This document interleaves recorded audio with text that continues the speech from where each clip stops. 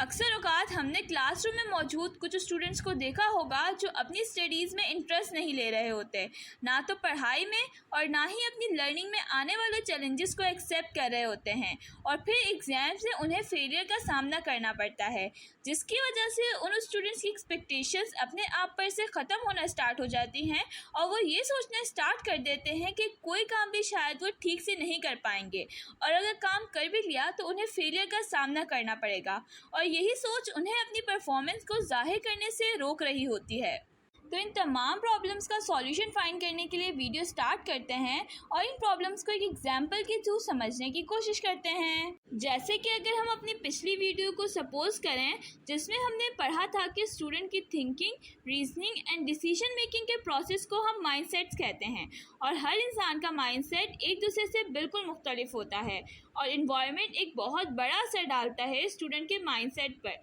इसी तरह क्लासरूम में मौजूद वो स्टूडेंट जो अच्छे मार्क्स या ग्रेड्स नहीं ले पाते, तो उनका माइंडसेट भी क्लासरूम में मौजूद बाकी स्टूडेंट्स से डिफरेंट हो जाता है,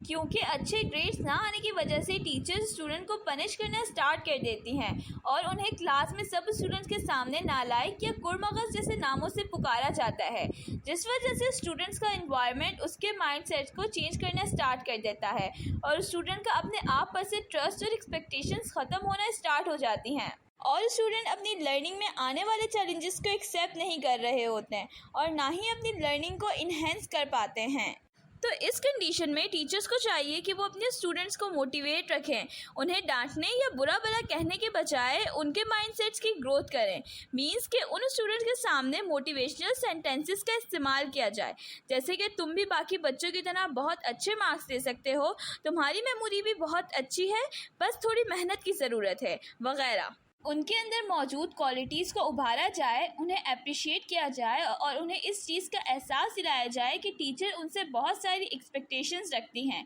इस तरह स्टूडेंट टीचर की एक्सपेक्टेशंस पर पूरा उतरने की पूरी कोशिश करेगा और अपनी लर्निंग में आने वाले चैलेंजेस को भी फेस कर पाएगा। तो इस टीचिंग स्ट्रेटजी के थ्रू टीचर्स अपने स्टूडेंट की लर्निंग को अच्छा बनाने और न्यू चीज़ें एक्सप्लोर करने में उनकी हेल्प कर सकती है और उसे लाइफ में एक सक्सेसफुल इंसान बना सकती है। तो वीडियो के एंड में हम वीडियो के कुछ टॉपिक्स को समराइज करके समझने की कोशिश करते हैं। थिंकिंग एंड डिसीजन मेकिंग के प्रोसेस को माइंडसेट कहते हैं। वो स्टूडेंट जो अच्छे मार्क्स या ग्रेड्स नहीं ले पाते, उनका माइंडसेट क्लास में मौजूद बाकी स्टूडेंट से डिफरेंट हो जाता है। टीचर्स को चाहिए कि स्टूडेंट्स जो अच्छे मार्क्स नहीं ले रहे हैं उन्हें डांटने या बुरा भला कहने के बजाय उन्हें मोटिवेट रखें, उनसे एक्सपेक्टेशन रखें ताकि स्टूडेंट्स को उन एक्सपेक्टेशंस पर पूरा उतरने की कोशिश करें और अपनी लर्निंग को इंड्यूरिंग और ड्यूरेबल बना पाएँ।